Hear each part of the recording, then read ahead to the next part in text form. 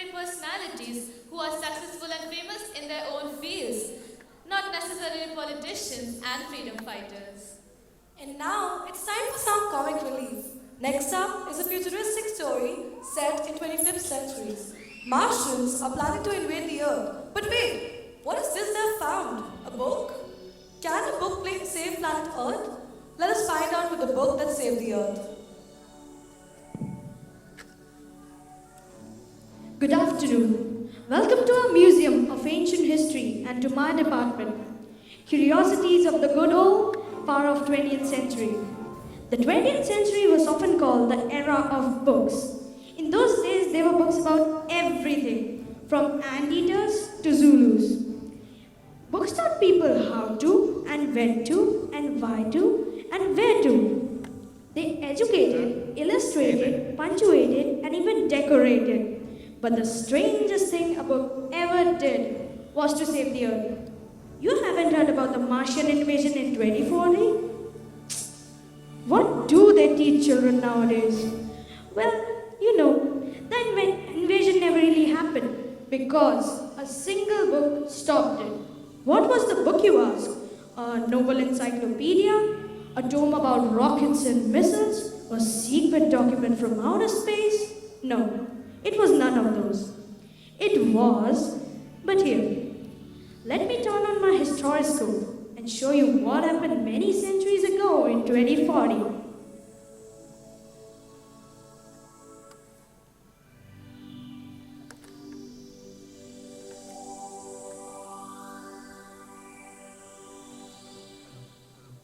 O great and mighty think tank, most powerful and intelligent creature in the whole universe, what are your orders? You left out part of my salutation, Apprentice Noodle. Go over the whole thing again.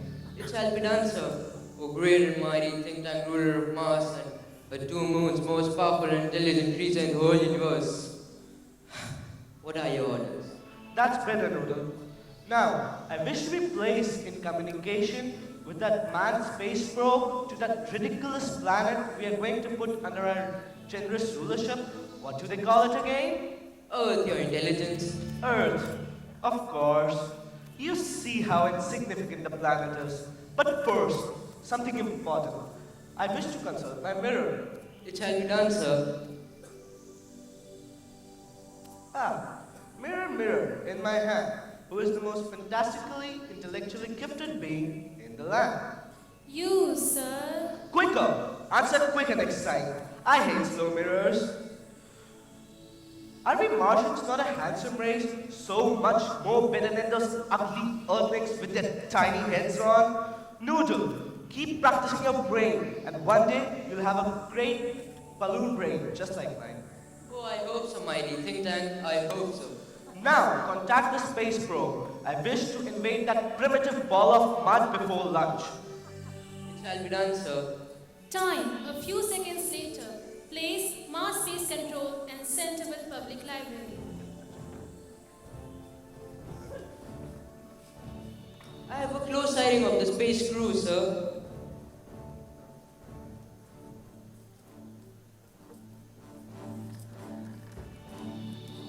They seem to have entered some sort of earth structure. Excellent. Make voice contact. It shall be done, sir.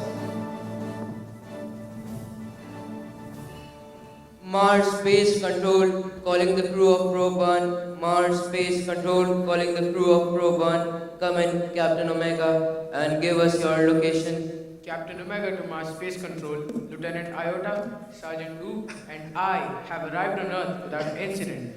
We have taken shelter in this square place. Have we got any idea where we are, Lieutenant Iota? I can't figure it out, Captain.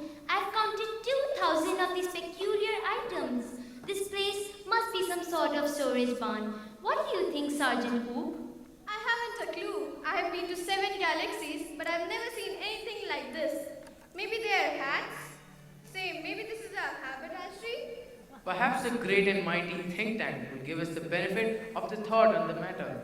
Elementary, my dear Omega. Hold one of those items up so I may view it closely. Yes. I understand now. Since Earth people are always eating, the place you find yourselves in is undoubtedly a crew refreshment stand. He says we're a refreshment stand. Well, the Earthlings certainly have a strange diet. And that item in your hand is called a sandwich. A sandwich? A sandwich? A sandwich? Sandwiches are the main staple of Earth diet. If you may view it closely, there are two slices of what is called bread, and in between there is some sort of filling. That is correct, sir. Therefore, to confirm my opinion, I order you to eat it.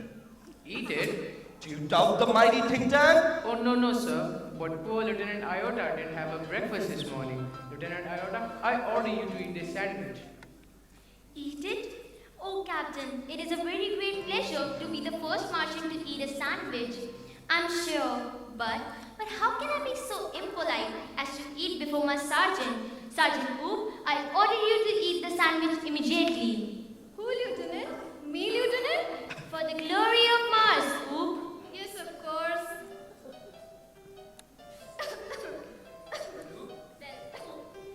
Was it not delicious, Sergeant Oop? That is correct, sir. It was not delicious. I don't know how those Earthlings can get those sandwiches down without water. They're dry as Martian dust. Sir, great and mighty think tank, I beg your pardon, but an insignificant piece of data floated into my mind about those sandwiches. It can't be worth much, but go ahead. Tell us your trifling bit of data. Well, sir, I have seen severe films about those sandwiches. I noticed that the Martian does not eat the sandwich. They use them as some sort of communication device. Naturally, that was my next point. Captain Omega, those sandwiches are not for eating. They are actually communication sandwiches. The think tank is never wrong. Who is never wrong? The great and mighty think tank is never wrong. Therefore, to confirm my opinion, I order you to listen to them. Listen to them. Listen Do you- to them. Listen to them. Do you have marbles in your ears? I said listen to them. It shall be done, sir. Do you hear anything? No, do you hear anything? Not a thing. Well, report to me. What do you hear? Nothing, sir. Perhaps we're not on the correct frequency. Nothing, sir. Perhaps the Earthlings have sharper ears than we do. I don't hear a thing. Maybe these sandwiches don't make sounds. What? Does somebody suggest the mighty think tank has made a mistake? Oh, no, sir. We'll continue listening. Please excuse me, Your Presence, but a cloudy piece of information is swirling around in my head. Well, twirl it out, Noodle, and I will clarify it for you. I seem to recall that the Earthling did not listen to the sandwiches, but they opened them and watched them. Yes, that is quite correct. Let me clarify it for you. Captain Omega, those sandwiches are not for ear communication. They are for eye communication. Now, pick that large colorful sandwich over there. It seems to be important, and tell me what you observe. It appears to contain pictures of Earthlings. There seems to be some sort of code. Code? I told you this was important. Describe the code. It is little lines and squiggles and dots. Thousands of them alongside the pictures. Earthlings are not as primitive as we thought. We must break the code. Forgive me your cleverness, but did not the chemical department give our space people vitamins to increase their intelligence? Stop! Captain Omega, a thought of magnificent brilliance has come to me. Our space people, our chemical department has given you vitamins to increase your intelligence. You may swallow them now, and the meaning of the goal will slowly unfold before you. It shall be done, sir. Remove vitamins. Present vitamins. Swallow vitamins. Excellent! Now decipher the code. Aha! Oh, Ha ha ha. What? What does it say? Tell me this instant. Yes, sir. Mistress Mary, quite contrary. How does your garden grow? With cockle shells and silver bells and pretty maids all in a row? Ha ha ha. Imagine that pretty maids growing in the garden. Stop! This is no time for levity. Don't you understand the seriousness of this discovery? The Earthlings have discovered how to combine mining and agriculture. They can really grow crops of rare metals such as silver and cockle shells. They can grow high explosives too. Noodle, contact the invasion fleet. They are ready to go down and take over Earth, sir. Tell them to hold. New information is coming to us about Earth. Iota, transcribe. Yes, sir. Hey, diddle diddle, the cat and the fiddle. The cow jumped over the moon. The little dog laughed to see such sport, and the dish ran away with the spoon. Ha ha ha, the dish ran away with the spoon. Cease laughter. Desist. This is more and more alarming. The Earthlings have reached a high level of civilization. They have taught their domesticated animals, musical culture, and space techniques. Even their dogs have a sense of humor. Why? At this very moment, they may be planning an interplanetary attack of millions of cows. Notify the invasion fleet. No invasion today. Ooh, transcribe the next goal. Yes, sir. Humpty Dumpty sat on a wall. Humpty Dumpty had a great fall. All the king's horses and all the king's men cannot put Humpty together again. Oh, look, sir. Here's a picture of Humpty Dumpty. He looks like. Oh, it's me. It's my great and mighty balloon brain. The Earthlings have seen me and they are after me. It had a great fall. It's an invasion of Mars. Noodle, prepare a space capsule for me. I must escape without delay. Space people, you must leave at once. And leave no traces of your visit. The Earthlings must not know that I am known. Where shall we go, sir? 100 million miles away from Mars. Order the invasion fleet to evacuate the whole planet of Mars.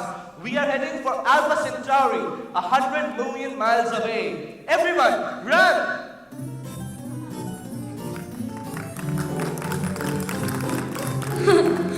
And that's how one dusty old book of nursery rhymes saved the earth from Martian invasion.